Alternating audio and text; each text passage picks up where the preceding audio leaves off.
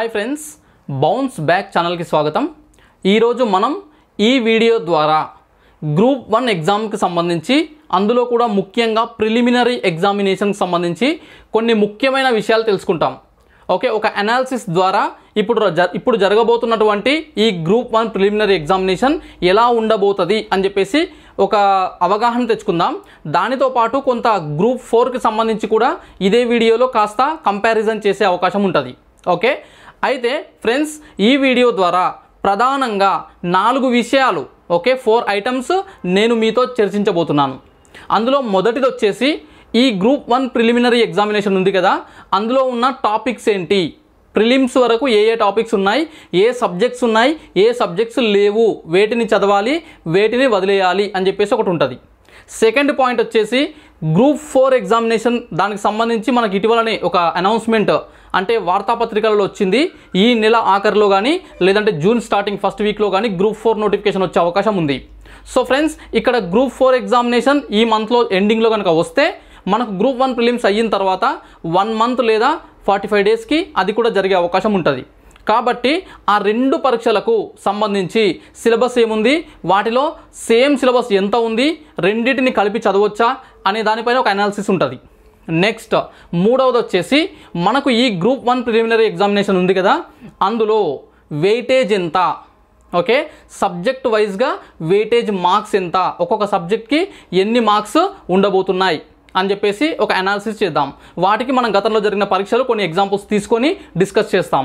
Next fourth one వచ్చేసి ఈ group 1 preliminary examination standard ఎలా ఉండబోతుంది, క్వశ్చన్ పేపర్ ఈజీగా ఉంటుందా, మోడరేట్గా ఉంటుందా, టఫ్గా ఉంటుందా, యూపీఎస్సీ లెవెల్ ఉంటుందా, అసలు ఎంత స్థాయి, ఎలాంటి కఠినత్వం ఈ పేపర్లో ఉండబోతుంది, స్టాండర్డ్ గురించి మాట్లాడుకుందాం. ఈ 4 పైన చాలామంది అడుగుతున్నారు. నేను చేసే ప్రతి వీడియో కూడా ఎవరైనా ఒకరు అభ్యర్థులు మన ఛానల్ని ఫాలో అవుతున్న వాళ్ళు, చూస్తున్న వాళ్ళు అడిగిన క్వశ్చన్స్ ఉంటాయి కదా, వాటిని బేస్ చేసుకొని అందిస్తుంటాను. ఓకే, ఇవి కూడా కట్ ఆఫ్ అనేటివి కానీ లేదంటే ఇప్పుడు నేను ఈ వీడియో ద్వారా చెప్పబోయేటివి కూడా చాలామంది అడిగి ఉన్నారు. దాని గురించి ఈ వీడియో మీ ముందుకు తీసుకొస్తున్నాను. సో ఫ్రెండ్స్, మనం ఈ వీడియో స్టార్ట్ చేసే ముందు చిన్న రిక్వెస్ట్, ఎప్పటిలాగానే ఈ వీడియోని లైక్ చేస్తూ చూడండి, లైక్ చేయండి. అలాగే మీ ఫ్రెండ్స్కి ఎవరికైనా ఉంటే షేర్ చేయండి. ఛానల్ ఇంకా సబ్స్క్రైబ్ చేసుకోకపోయి ఉంటే సబ్స్క్రైబ్ చేసుకోండి. వీడియో మొత్తం చూసిన తర్వాత వీడియో పూర్తిగా చూడండి, మీకు ఒక అవగాహన వస్తుంది. అప్పుడు ఈ కంటెంట్ పైన, ఈ క్లాస్ పైన, ఈ ఎపిసోడ్ పైన మీరు ఏమైనా సలహాలు, సజెషన్స్, డౌట్స్, ఇంకేమైనా కామెంట్ చేయాలనుకుంటే చేయొచ్చు. ఓకే, ఇక టాపిక్లోకి వెళ్దాం. సో ఫ్రెండ్స్, ఫస్ట్ వన్ వచ్చేసి మనం సిలబస్ చూద్దాం. Syllabus group 1 preliminary examination. Group 1 ప్రిలిమ్స్లో మనకు ప్రధానంగా 13 ఐటమ్స్ ఇచ్చారు, 13 ఐటమ్స్, 13 భాగాలు ఇచ్చారు. అందులో ఒకటి వచ్చేసి కరెంట్ అఫైర్స్.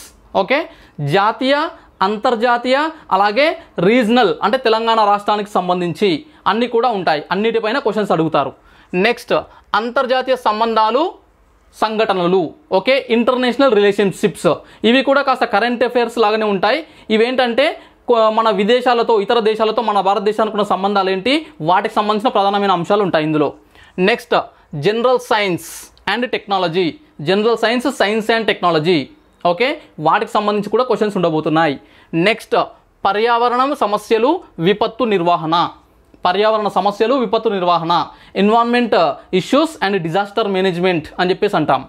నెక్స్ట్ వచ్చేసి సామాజిక ఆర్థిక అభివృద్ధి, socio economic development of India, భారతదేశం యొక్క సామాజిక ఆర్థిక అభివృద్ధి, అంటే ఇది ఎకానమీ బేస్డ్గా ఉంటుంది.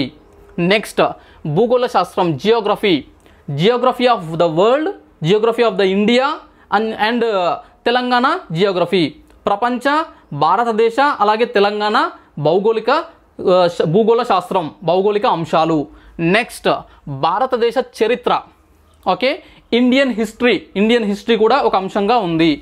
నెక్స్ట్ భారత రాజ్యాంగం, రాజకీయ వ్యవస్థ, okay Indian polity and constitution అని చెప్పేసి ఉంటుంది. నెక్స్ట్ భారతదేశంలో పాలన అంటే గవర్నెన్స్ అండ్ ప్రభుత్వ విధానాలు, అంటే మన భారతదేశం చేస్తున్నట్టు విధానాలు, పథకాలు ఇవన్నీ వచ్చేసి ఉంటాయి ఇందులో. నెక్స్ట్ తెలంగాణ రాష్ట్ర ప్రభుత్వ విధానాలు, అంటే తెలంగాణ స్కీమ్స్, తెలంగాణ వెల్ఫేర్ కోసం, ప్రజల కోసం చేస్తున్నటువంటి రకరకాల విధానాలు ఉన్నాయి. ఆ స్కీమ్స్కి సంబంధించి క్వశ్చన్స్ అడుగుతారు. నెక్స్ట్ తెలంగాణ సమాజం, సంస్కృతి, వారసత్వం, కళలు, సాహిత్యం వీటన్నిటిపైన తెలంగాణలో వివిధ పుస్తక రచయితలు, ప్రముఖులు, అలాగే రకరకాల రంగాలలో ఉన్నటువంటి వ్యక్తులు, కళలు, జాతరలు, పండుగలు ఇవన్నీ వచ్చేస్తాయి తెలంగాణ కల్చర్కి సంబంధించి. నెక్స్ట్ సాంఘిక బహిష్కరణ, సోషల్ ఎక్స్క్లూజన్ అంటాము. కులము, లింగము, మతము వీటి ఆధారంగా బహిష్కరణ ఎలా జరుగుతుంది, వాటికి సంబంధించి ప్రభుత్వ విధానాలు ఏమున్నాయి, ప్రజల హక్కులు ఏమున్నాయి, వీటిపైన క్వశ్చన్స్ అడుగుతారు. నెక్స్ట్ లాస్ట్ వన్ వచ్చేసి logical reasoning and data interpretation. Logical reasoning and data interpretation అని చెప్పేసి ఒక అంశం ఇచ్చారు. ఇవి ప్రధానంగా ఉన్నాయి.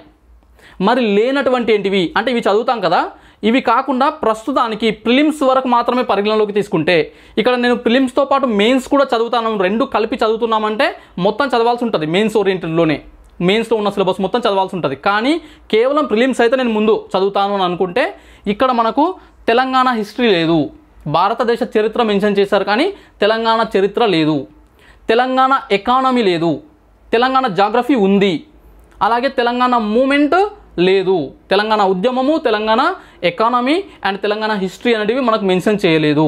వాటిపైన ప్రశ్నలు దాదాపుగా అడగకపోవచ్చు. ఓకే, సో ఫ్రెండ్స్ వాటిని కాస్త పక్కన పెట్టి ఇవైతే ఖచ్చితంగా చదవండి.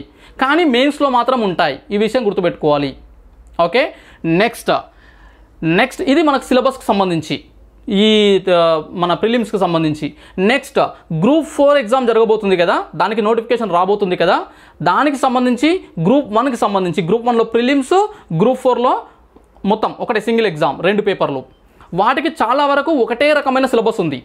ఓకే ఫ్రెండ్స్, ఇక్కడ గ్రూప్ 1 వచ్చేసి రాష్ట్రంలో అత్యున్నత స్థాయి ఉద్యోగాలు, గ్రూప్ 4 వచ్చేసి రాష్ట్రంలో కింది స్థాయి ఉద్యోగాలు, డైరెక్ట్ రిక్రూట్మెంట్ ద్వారా జరగబోయే కింది స్థాయిలో మొదటి ఉద్యోగాలు. ఓకే, జూనియర్ అసిస్టెంట్ క్యాడర్ నుంచి జూనియర్ అకౌంటెంట్, టైపిస్ట్ ఇలాంటి క్యాడర్ నుంచి స్టార్ట్ చేస్తాం కెరీర్. ఇక ఇవేమో స్టార్టింగ్లో టాప్ పొజిషన్లో ఉండేటివి గ్రూప్ 1. అయితే ఇక్కడ గ్రూప్ 1 ప్రిలిమ్స్కి, ఇక్కడ గ్రూప్ 4లో జనరల్ స్టడీస్ అండ్ సెకండ్ పేపర్కి రెండు చూసినట్లయితే 90%, అట్లీస్ట్ 85% సిలబస్ అంశాలు అనేటివి సేమ్గా ఉన్నాయి.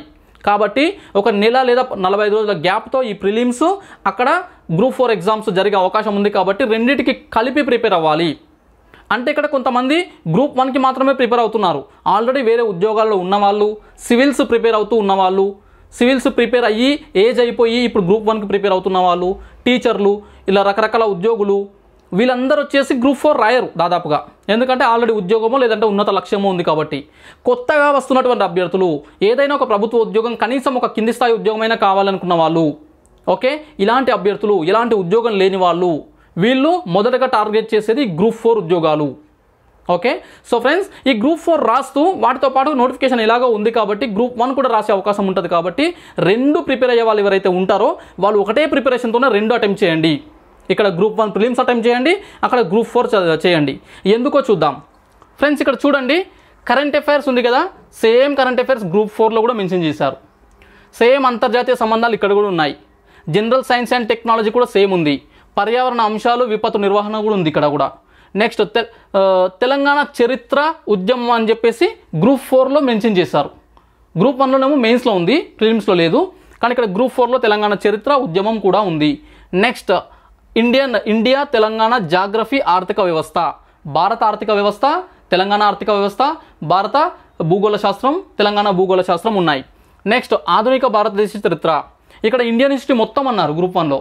గ్రూప్ 4లో వచ్చేసి మోడర్న్ ఇండియన్ హిస్టరీ ఫోకస్ చేశారు. నెక్స్ట్ భారత రాజ్యాంగం ముఖ్య లక్షణాలు. ఓకే, నెక్స్ట్ భారత రాజకీయ వ్యవస్థ, ప్రభుత్వం, తెలంగాణ ప్రభుత్వ విధానాలు అంటే స్కీమ్స్. నెక్స్ట్ తెలంగాణ సమాజం, సంస్కృతి, వారసత్వం, కళలు. ఓకే, ఇవన్నీ కూడా గ్రూప్ 1లో రిఫ్లెక్ట్ అవుతున్నాయి, అక్కడ కూడా ఉన్నాయి ప్రిలిమ్స్లో.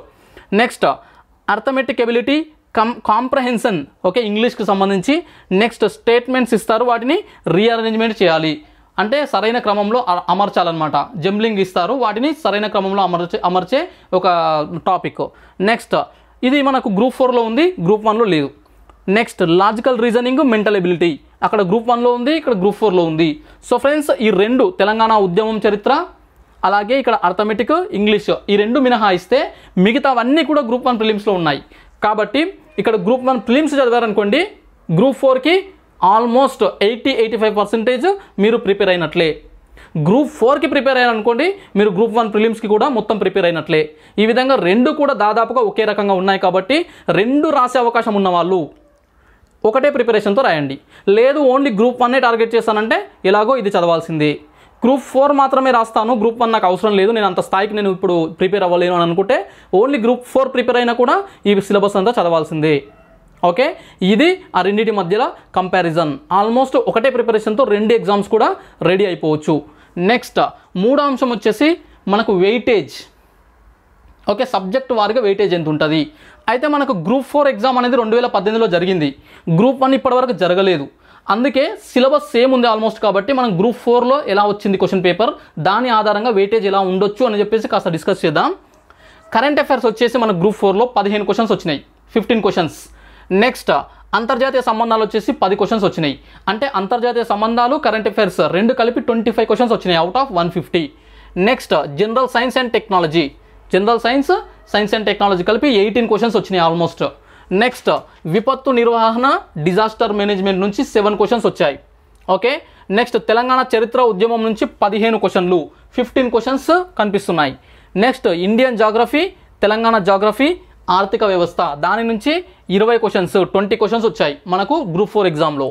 నెక్స్ట్ భారతదేశ ఆధునిక చరిత్ర, ఆధునిక భారతదేశ చరిత్ర నుంచి 14 క్వశ్చన్స్, 14 క్వశ్చన్స్ మనకు కనిపిస్తాయి.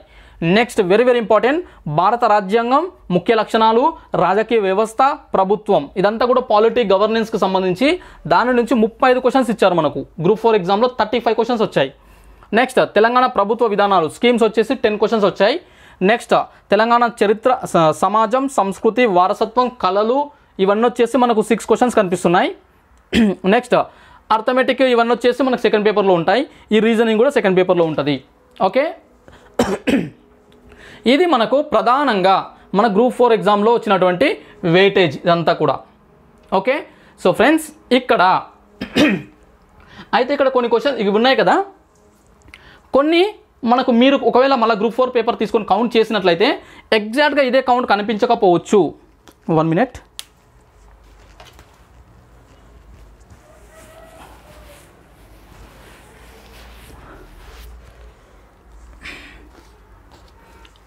ఎందుకంటే కొన్ని క్వశ్చన్స్ మనం చరిత్రలో తీసుకోవచ్చు, ఆధునిక భారతదేశ చరిత్రలోనే కొన్ని క్వశ్చన్స్ చరిత్రపరంగా తీసుకోవచ్చు, అలాగే పాలిటీలో కూడా రిఫ్లెక్ట్ అవుతాయి. కాబట్టి కొన్ని మీరు చరిత్ర కింద కన్సిడర్ చేయొచ్చు, పాలిటీ కింద చేయొచ్చు. అలాగే సేమ్ ఈ సైన్స్ అండ్ టెక్నాలజీ వచ్చేసి కొన్ని కరెంట్ అఫైర్స్ కింద తీసుకోవచ్చు, సైన్స్ అండ్ టెక్నాలజీలో తీసుకోవచ్చు. సేమ్ ఈ పాలిటీ కూడా ఇలా కొన్ని మూమెంట్లో తీసుకోవచ్చు, కొన్ని కల్చర్లో తీసుకోవచ్చు. ఇలా ఓవర్లాపింగ్ అవుతుంటాయి. కాబట్టి ఈ కౌంట్ ఎగ్జాక్ట్ ఇంతే అని కాదు, కాకపోతే దాదాపుగా ఇలానే ఉన్నాయి. సో ఫ్రెండ్స్, వీటిని బేస్ చేసుకుంటే మనకి ఇప్పుడు రాబోయే గ్రూప్ 1 ఎగ్జామ్లో కూడా అదే విధంగా కొంతవరకు ఉండే అవకాశం ఉంది. కానీ ఖచ్చితంగా అలానే ఇస్తారని మాత్రం గ్యారంటీ లేదు. ఓకే, ఖచ్చితంగా అలానే ఇస్తారని గ్యారంటీ లేదు. కాబట్టి మనం ఇలా ఎంతవరకు రావచ్చు అంటే కరెంట్ అఫైర్స్ నుంచి ఒక 10 క్వశ్చన్స్ వచ్చే అవకాశం ఉంది ఈసారి. నెక్స్ట్ అంతర్జాతీయ సంబంధాలు కూడా ఒక 10 క్వశ్చన్స్, సైన్స్ అండ్ టెక్నాలజీ నుంచి ఒక 15 questions, next disaster management, environment నుంచి 5 to 10 క్వశ్చన్స్, 5 క్వశ్చన్స్ మినిమం వచ్చే అవకాశం ఉంది. నెక్స్ట్ సామాజిక అభివృద్ధి, ఓకే, ఎకానమీ, ఆర్థిక వ్యవస్థ, సామాజిక అభివృద్ధి నుంచి 10 క్వశ్చన్స్, భూగోళ శాస్త్రం, వరల్డ్, ఇండియా, తెలంగాణ జాగ్రఫీ ఉంది కదా, దాని నుంచి 20 క్వశ్చన్స్ వచ్చే అవకాశం ఉంది. నెక్స్ట్ భారతదేశ చరిత్ర 10 క్వశ్చన్స్ వచ్చే అవకాశం ఉంది. నెక్స్ట్ రాజ్యాంగం, రాజకీయ వ్యవస్థ ఒక 15 క్వశ్చన్స్.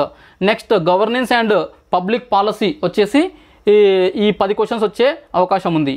నెక్స్ట్ తెలంగాణ రాష్ట్ర ప్రభుత్వ విధానాలు, తెలంగాణ స్కీమ్స్ నుంచి ఒక 10 క్వశ్చన్స్, అలాగే తెలంగాణ సమాజం, సంస్కృతి, వారసత్వం, కళల నుంచి ఒక 10 క్వశ్చన్స్, అలాగే సాంఘిక బహిష్కరణ, సోషాలజీకి సంబంధించి ఒక 5 క్వశ్చన్స్, 5 నుంచి 10 క్వశ్చన్స్, అలాగే data interpretation and logical reasoning నుంచి ఒక 20 క్వశ్చన్స్ వచ్చే అవకాశం ఉంది. ఇది జస్ట్ ఎక్స్పెక్టెడ్ మాత్రమే, ఖచ్చితంగా ఇన్నే వస్తాయని చెప్పేసి వీటినే ఫిక్స్ అయిపోకండి. ఎగ్జామ్ జరిగిన తర్వాత కాస్త అటు ఇటు కొన్ని ఎక్కువ కొన్ని తక్కువ వచ్చిన తర్వాత మీరు ఇలా చెప్పారు కదా వేరే విధంగా వచ్చిందని చెప్పేసి అనకూడదు. సో ఫ్రెండ్స్, ఇది ఒక అవగాహన కోసం మాత్రమే. అయితే ఇక్కడ ఎగ్జాక్ట్గా ఇన్ని క్వశ్చన్స్ వస్తాయని ఫిక్స్ అవ్వకుండా అన్ని సబ్జెక్ట్స్ని చదవాల్సిన అవసరం ఉంటుంది. కొంచెం ఈ నేను చెప్పిన అనాలిసిస్ ప్రకారం కొన్ని సబ్జెక్ట్స్ని కాస్త ముందు చదివే ప్రయత్నం అయితే చేయండి. ఓకే, నెక్స్ట్ ఇక్కడ కొంతమంది ఏం చేశారంటే గతంలో ముఖ్యంగా గ్రూప్ 2 ఎగ్జామ్లో జనరల్ స్టడీస్ ఫస్ట్ పేపర్ ఉంది కదా, ఆ పేపర్లో మొత్తం 150 మార్క్స్ డివైడెడ్ బై అక్కడ 11, 13 అంశాలు ఉంటాయి కదా, వాటిని డివైడ్ చేసి ఒక్కొక్క దానికి ఈక్వల్గా ప్రయారిటీ వస్తుంది అనుకున్నారు. ఫర్ ఎగ్జాంపుల్ ఇక్కడ 13 ఉన్నాయి కదా, ప్రతి దాంట్లో కూడా 12 లేదా 13 క్వశ్చన్స్ వస్తాయి అన్నిట్లో అనుకున్నారు. ఆ విధంగా దానివల్ల ఏమైందంటే లాస్ట్లో అక్కడ గ్రూప్ 2లో ఇంగ్లీష్ ఉంటుంది, అర్థమెటిక్, రీజనింగ్ ఎబిలిటీ ఉంటుంది. ఆ రెండింటి నుంచి 12, 24 అంటే ఒక 25 క్వశ్చన్స్ వస్తాయని చెప్పేసి ఎక్స్పెక్ట్ చేశారు. నాన్ మ్యాథ్స్ స్టూడెంట్స్ ఏం చేశారంటే ఈ 25 క్వశ్చన్స్ కోసం మ్యాథ్స్ నేర్చుకోవడం, రీజనింగ్ నేర్చుకోవడం, ఇంగ్లీష్ నేర్చుకోవడం ఇదంతా అవసరమా? ఈ 25 క్వశ్చన్స్ ఏదో ఒక బబ్లింగ్ చేస్తే, లేదంటే వరుసగా ఒకటే ఏనో బీనో సీనో డీనో బబ్లింగ్ చేస్తే 5-6 క్వశ్చన్స్ వస్తాయి అని చెప్పేసి మిగతావన్నీ చదివారు. అయితే అక్కడ వెళ్తే ఏమైందంటే మనకు 25 క్వశ్చన్స్ రాలే, 45 క్వశ్చన్స్ వచ్చాయి. ఒక ఇంగ్లీష్ మీద 20 క్వశ్చన్స్, అర్థమెటిక్ అండ్ రీజనింగ్ మీద 25 క్వశ్చన్స్, 45 క్వశ్చన్స్ వచ్చాయి. దాని ద్వారా చాలామంది నష్టపోయినారు.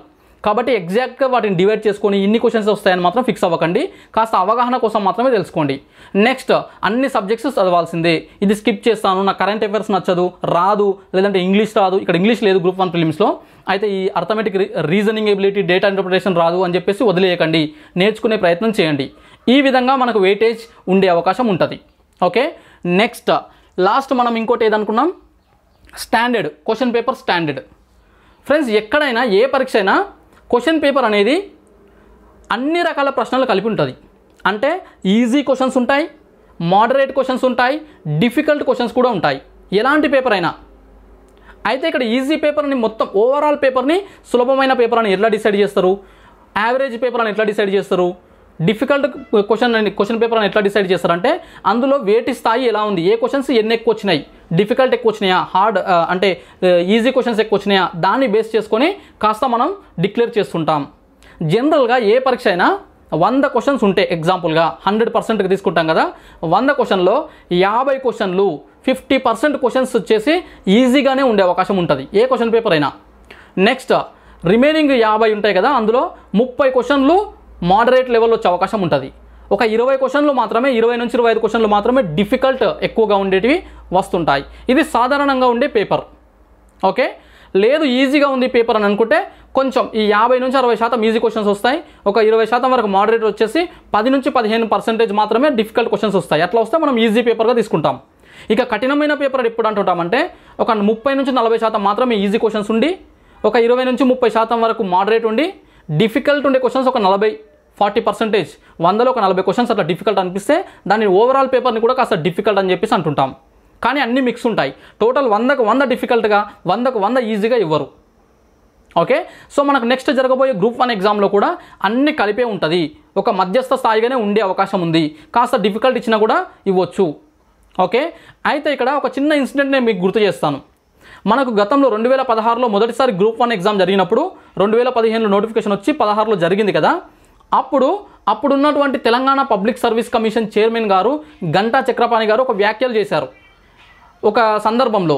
ఏంటంటే అది, ఈసారి ఎగ్జామ్ చాలా కఠినమైన స్థాయిలో ఉండబోతుంది, మీరు ఆ పేపర్లో కనుక 360 380 అన్నారు, 360 మార్క్స్ కంటే ఎక్కువ ఎవరైతే తెచ్చుకుంటారో అవుట్ ఆఫ్ 600 మీకు పిలిచి సన్మానం చేస్తానని చెప్పేసి ఒక సందర్భంలో మాట్లాడినారు. అయితే ఎగ్జామ్ పేపర్ చూసినాక ఏమైందంటే చాలా ఈజీ పేపర్ అని చెప్పేసి అందరు సీనియర్ ఆస్పిరెంట్స్ అన్నారు. అందరు కూడా మేమంతా కూడా అలానే అనుకున్నాం ఈజీ పేపర్, కానీ మార్కులు కూడా అలానే వచ్చినాయి. 360 దాటిన వాళ్ళకి సన్మానం చేస్తున్నారు కదా, అక్కడ చూస్తే 400 మార్కులు దాటిన వాళ్ళే 5-6 వేల మంది ఉన్నారు. 500 కూడా కొంతమందికి దాటినాయి. అంటే ఇక్కడ నేను గమనించాల్సింది ఏంటంటే, ఇది ఒక విమర్శని కాదు, ఇక్కడ గమనించాల్సింది ఏంటంటే క్వశ్చన్ పేపర్ ఎంత డిఫికల్ట్ ఇస్తామన్నా కూడా అందులో ఈజీ క్వశ్చన్స్ ఉంటాయి, పూర్తిగా కఠినంగా అయితే ఏముండదు, అన్నీ కలిపే ఉంటాయి. కాబట్టి మీరు బేసిక్స్, ఏ ఎగ్జామ్ అయినా బేసిక్స్లో స్ట్రాంగ్ ఉండండి. ప్రతి సబ్జెక్ట్లో బేసిక్స్ ఖచ్చితంగా రావాలి. బేసిక్స్ బాగా స్ట్రాంగ్ ఉన్న తర్వాత కాస్త లోతుగా ఆ సబ్జెక్ట్ పైన ప్రిపరేషన్ చేయండి. ఓకే, దీని ద్వారా ఏ ఎగ్జామ్ అయినా మీరు ఎంత కట్ ఆఫ్ వచ్చినా కూడా ఈజీగా క్లియర్ చేస్తారు. నెక్స్ట్, పేపర్ ఈజీగా ఉంటే కట్ ఆఫ్ ఎక్కువ ఉంటుంది, పేపర్ హార్డ్ ఉంటే కట్ ఆఫ్ తక్కువ ఉంటుంది. అంతే తప్ప ఉద్యోగం ఎవరికైనా బాగా రాసిన వాళ్ళకు, కష్టపడిన వాళ్ళకు మాత్రమే వస్తుంది. ఓకే, సో ఫ్రెండ్స్, ఇవి మనం ఈరోజు ఈ వీడియో ద్వారా ప్రధానంగా తెలుసుకున్నవి. ఒకటి, ఏ సబ్జెక్ట్స్ ఉన్నాయి గ్రూప్ 1 ప్రిలిమ్స్లో. రెండవది, గ్రూప్ 1కి గ్రూప్ 4కి కామన్ సిలబస్ ఉంది, వాటిని కలిపి ప్రిపేర్ అవ్వచ్చు 2 రాసేవాళ్ళు. మూడవది, వెయిటేజ్ వచ్చేసి ఈ విధంగా ఉండే అవకాశం ఉంది. నాలుగవది వచ్చేసి పేపర్ స్టాండర్డ్ అనేది మోడరేట్గా ఉండే అవకాశం ఉంది, మధ్యస్థ స్థాయిలో ఉండే అవకాశం ఉంది గ్రూప్ 1 ప్రిలిమ్స్లో. కాబట్టి ఇవన్నీ దృష్టిలో పెట్టుకొని ప్రిపేర్ అవ్వండి. అయితే ఎగ్జాక్ట్గా ఇట్లనే చెప్పిన అంశాలు ఇట్లనే ఉంటాయని కాదు, ఒక అవగాహన కోసం మాత్రమే. ఇక నెక్స్ట్ వీడియోలో చాలామంది పుస్తకాల గురించి అడుగుతున్నారు, వాటి గురించి ఒక వీడియో ఉంటుంది. అలాగే ఇతర అంశాలపైన కూడా ఇవి వీడియోస్ చేస్తూనే ఉంటాను. అలాగే సబ్జెక్ట్ కూడా మీకు అందిస్తూనే ఉంటాను వీలైనంత వరకు. ఓకే, చూస్తూనే ఉండండి bounce back channel. Thank you so much.